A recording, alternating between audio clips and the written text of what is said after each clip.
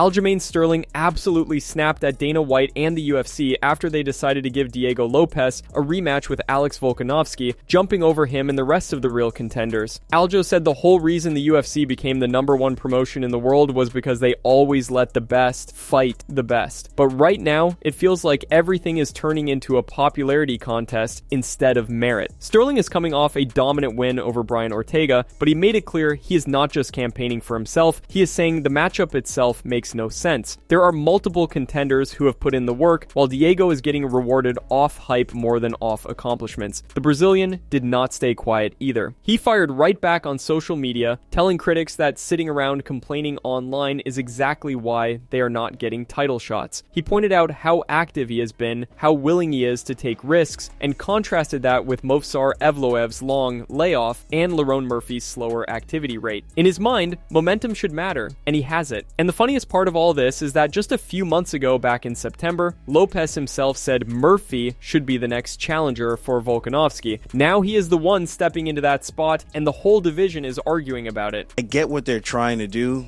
They're trying to get us a champion that could represent Mexico and pretty much Brazil too.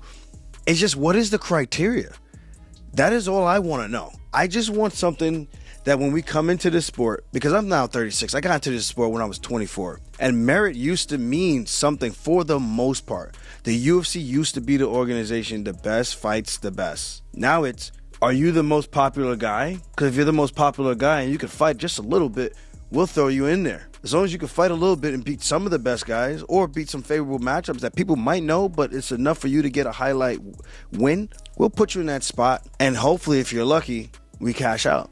I mean, I get the business model of it, but as the athlete, guys, I get the business model of it. If it was a close fight, I can get it. But for the most part, it was pretty much a masterclass on one side.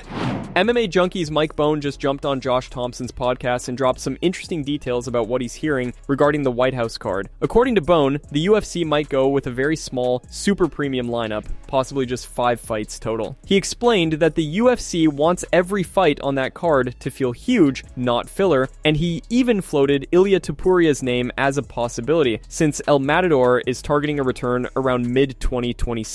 Nothing confirmed though. Speaking of Topuria, the lightweight division has been a hot topic this week. Hours after Justin Gaethje and Paddy Pimblett got officially booked for the interim belt, Justin himself reacted on Instagram, and he seems fully locked in. Despite all the backlash online from fans saying Paddy didn't deserve it, the highlight called Paddy the perfect dance partner. He said the timing, the spotlight, and the new UFC Paramount era make this the kind of fight where he can remind everyone why he is one of the most violent, exciting fighters of the era. No one is arguing that this fight is a banger and a must-watch main event, but fans are frustrated that merit is gone and Arman Tsarukyan might end up sitting out an entire year without a title shot. They're going to try to do Conor versus Michael Chandler as the main event. If for some reason Conor is unavailable or unreliable or whatever, I could see a scenario where they pick up the phone and call John Jones and say, hey buddy, come through. But the one thing I did hear, not reporting as fact or anything, I heard there might only be 6 fights on this White House card. So if that's the case, then there's certainly going to be, a very limited level of entry there. But yeah, I could see them doing Conor and maybe like Kayla Harrison title fight or something like that. I don't think it's going to be Conor, John Jones, Ilia versus Islam, Kayla Harrison, like 4 title fights, all this stuff. I think if you can get Conor there in the cage versus Chandler, a few other high profile fights, I think you say we've done our job here. Yep. No, I said what it is. It's going to be ROI. What's my return on investment? Conor's going to sell all the same seats and tickets that John Jones would sell or anybody else.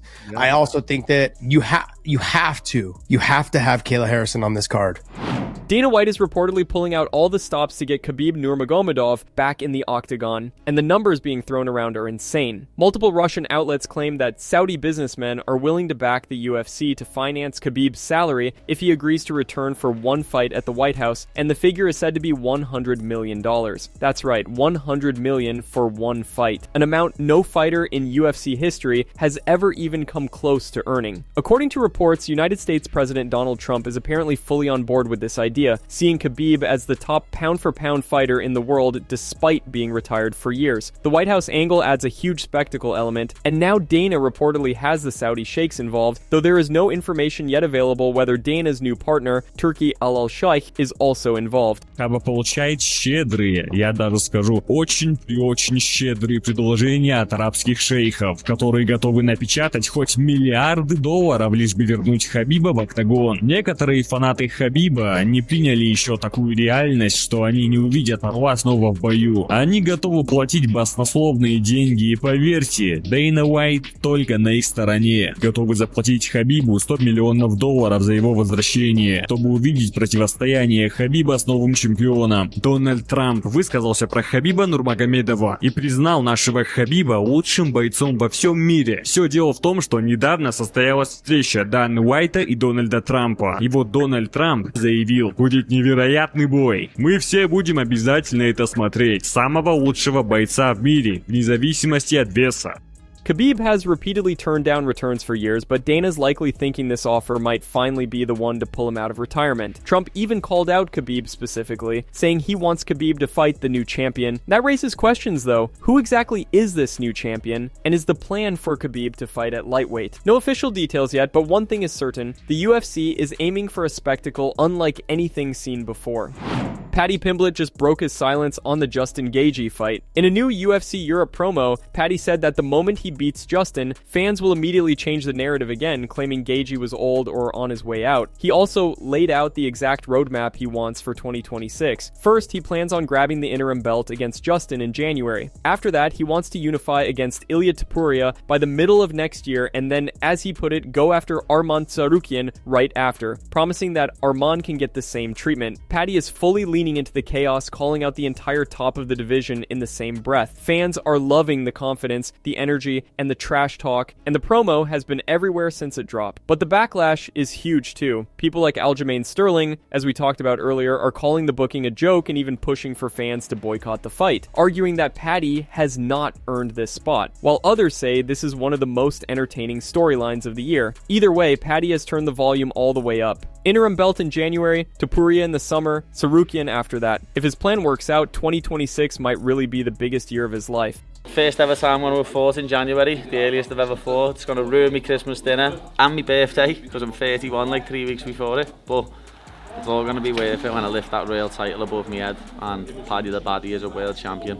And 2026 is going to be the biggest year of my life.